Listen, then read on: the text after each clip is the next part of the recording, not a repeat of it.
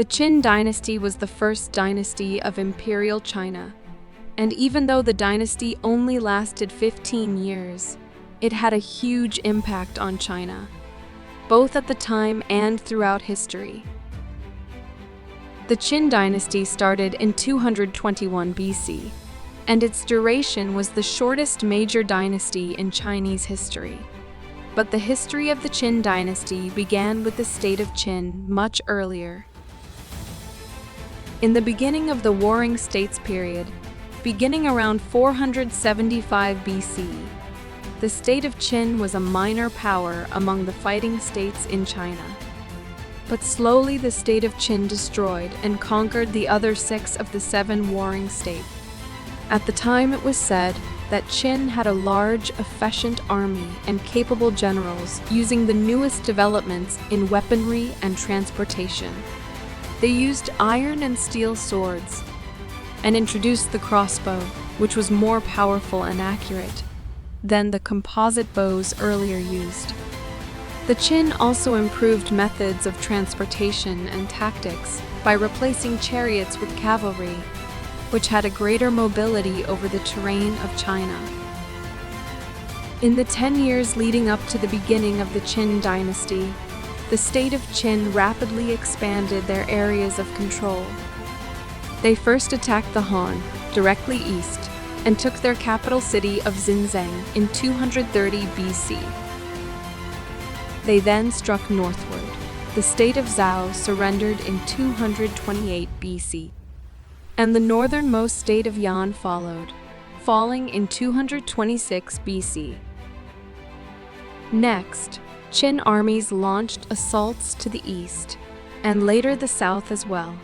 They took the Wei city of Daliang in 225 BC, and forced the Chu to surrender by 223 BC. Lastly, they deposed the Zhou dynasty's remnants in Luoyang, and conquered the Qi, taking the city of Linzi in 221 BC. When the conquest was completed, the king of Qin took his new name, Qin Shi Huang, which actually means the first emperor. In 214 BC, Qin, in an effort to expand the dynasty, attacked the southern tribes. But the Qin army was unfamiliar with the jungle terrain, and it was defeated by the southern tribes' guerrilla warfare tactics, with over 100,000 men lost. After the loss in 214 BC, the Qin army launched a second attack against the south. In the earlier defeat, the Qin army was successful in building a canal to the south, which they now used heavily for supplying and reinforcing their troops during their second attack to the south. They successfully conquered the areas around the provinces of Futu and Guilin. By the same time, the Qin army fought the northern tribes Kalad Xiongnu. The battles moved back and forth, but in 215, the Qin army got the upper hand, and part of the northern regions was conquered. Parts of the region later revolted, and it wasn't until his succeeding Han dynasty the region became part of China. As said earlier, the Qin dynasty only lasted 15 years. But in the very short time, 3 assassination attempts were made on Emperor Qin Shi Huang. He survived the assassination attempts, but he soon became paranoid and obsessed with immortality. He died in 210 BC in an attempt to procure an elixir of immortality from Taoist magicians. He was succeeded by his son Qin Shi. Qin Shi soon became unpopular. He executed many ministers and imperial princes, continued massive building projects, enlarged the army, increased taxes, and arrested messengers who brought him bad news.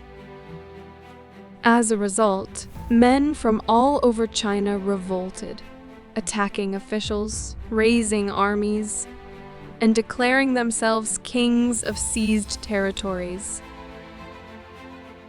As a consequence, Qin Shi, unable to control the Qin dynasty, committed suicide. He was followed by his nephew Zheng, who wasn't able to settle the growing unrest among the Chinese people.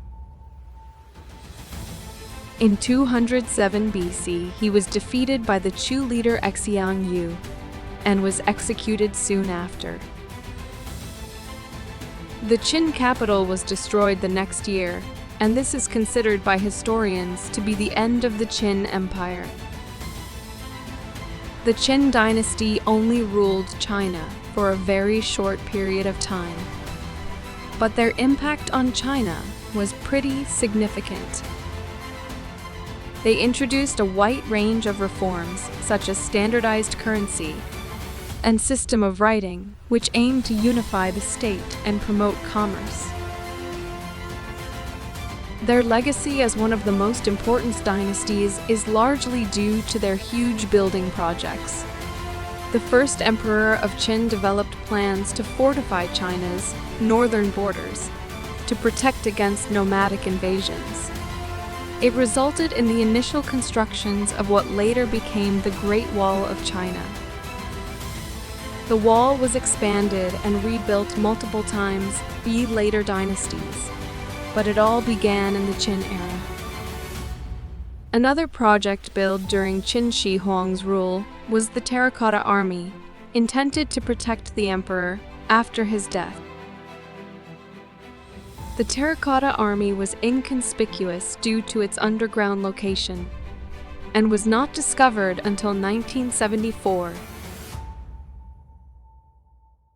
I hope you enjoyed this short introduction to the rule and impact of the Qin Dynasty. If you liked the video, please subscribe to the channel and be among the first to watch the next video.